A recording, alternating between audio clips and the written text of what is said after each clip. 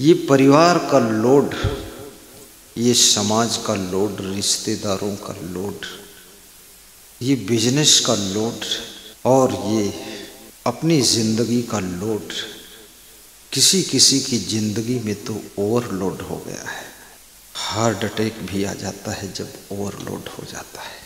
एक भक्त से मैंने किसी भक्त का नाम लिया कि वो भक्त जी आए नहीं, तो बोले उनके ऊपर ओवरलोड है। तो हमने कहा तुमको कैसे पता चला? बोले वो खुद ही बताते रहते ओवरलोड है। ओवरलोड, सबके अलग अलग लोड लेने की क्षमता है।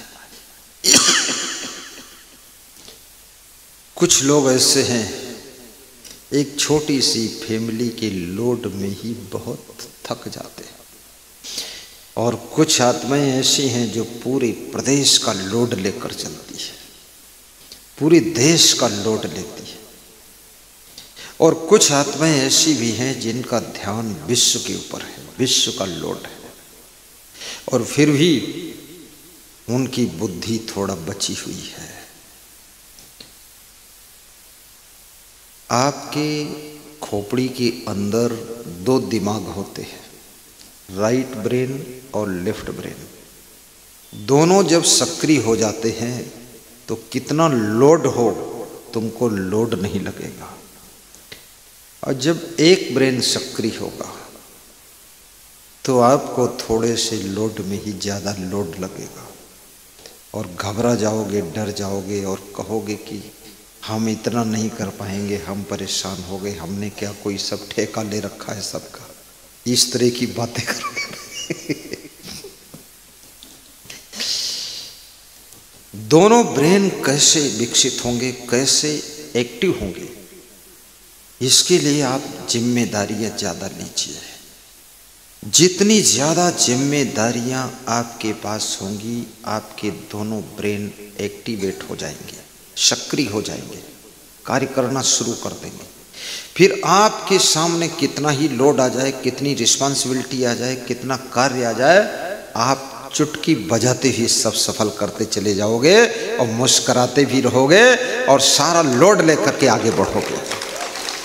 इसलिए निवेदन है, जिम्मेदारियां बढ़ाइए, गुरु से आशीर्वाद मांगिए कि जिम्मेदारी गुरुदेव कम मत करो। इन जिम्मेदारियों के लोड को उठाने के लिए मेरे दोनों दिमाग को एक्टिव करो, मेरे कंधों को मजबूत करो, ताकि मैं ये सारा लोड लेकर चल सकूं। कभी घबराया मत करो। डरने वालों की समस्याएं बढ़ती हैं, घबराने वालों के सामने संकट के बादल आते। हिम्मत, हिकमत, मेहनत, रहमत, किस्मत, खिदमत, ये जिनके पास में शक्तियां हैं वे बड़े बड़े हिमालय जैसे पहाड़ों जैसी समस्याओं को चुटकी बजाते हल करते हैं। इसलिए कभी हिम्मत मत हारना। एक विचारक ने कहा है, हिम्मत चाहिए इंसान को हैरानी में, हिम्मत चाहिए इंसान को हैरानी में, बना हुआ काम बिगड़ जाता है नादानी में, नादानी में। नादानी मत करो। हिम्मत चाहिए इंसान को हैरानी में, बना हुआ काम बिगड़ जाता है नादानी में। नादानी कभी मत करो, समझदारी से काम लो। समय और समझ दोनों आपके पास होना चाहिए। जिनके पास समय है समझ नहीं है, और जब समझ आती है तब समय नहीं है। इसलिए समझदार बनो, नासमझी मत करो, नादानी मत करो।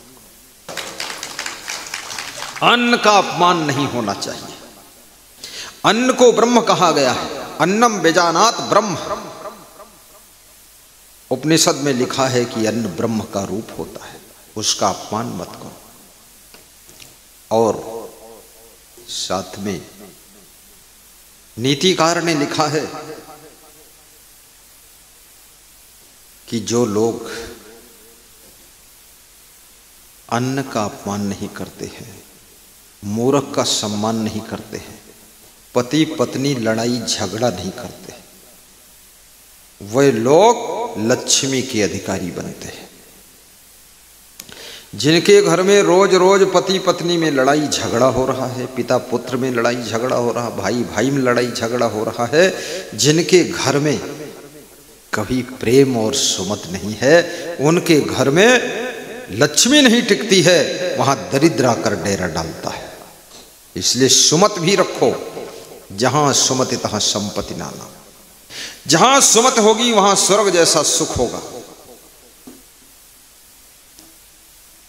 लोग सोचते मरने के बाद स्वर्ग मिलेगा, मरने के बाद नरक जाएंगे। स्वर्ग नरक सब यही बना सकते हो।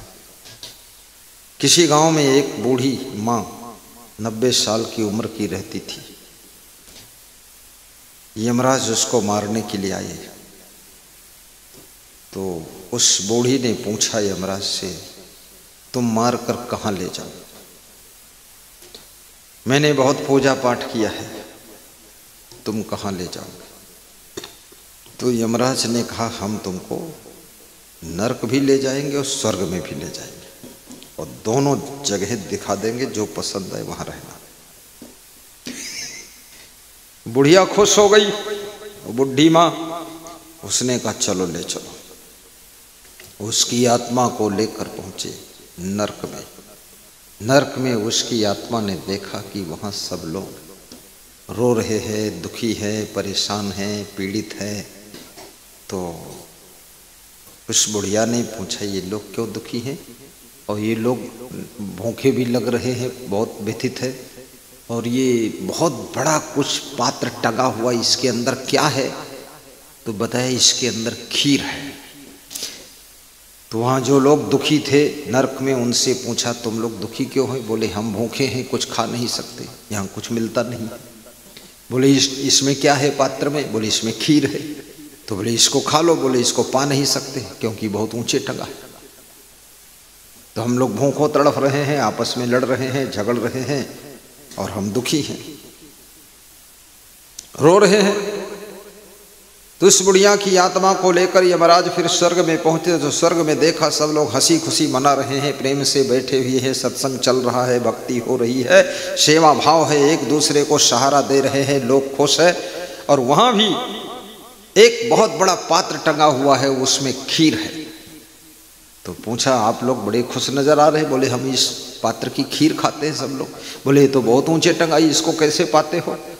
बोले हम, एक व्यक्ति झुक जाता, उस पर दूसरा चढ़ जाता है। जैसे कृष्ण भगवान हंडी में दही ऊपर टंगा होता था तो एक दूसरे पर चढ़कर ग्वाल बाल उसको उतार कर खा लेते थे, ऐसे हम सब लोग एक दूसरे के ऊपर चढ़ करके इस पात्र से खीर निकाल कर सब लोगों को खिला देते हैं, खुद भी खा लेते हैं। इसलिए हम सुखी हैं। जहाँ पर लोग काम करना चाहते हैं, तरीका ढूंढ लेते हैं, नए अंदाज के साथ में कदम उठाते हैं, वहाँ पर याद रखना सब जगह पात्र है खीर का। नरक में भी है, स्वर्ग में भी है। लेकिन जिनको जीने का तरीका नहीं मालूम है, काम करने का अंदाज नहीं मालूम है, वह सब भूखे और दुखी रह जाते हैं, नरक भोगते हैं। और जिनको ये अंदाज और कला मालूम है, वह वहाँ स्वर्ग बना करके खुशियाँ मनाते रहते हैं और सुखी रहते हैं।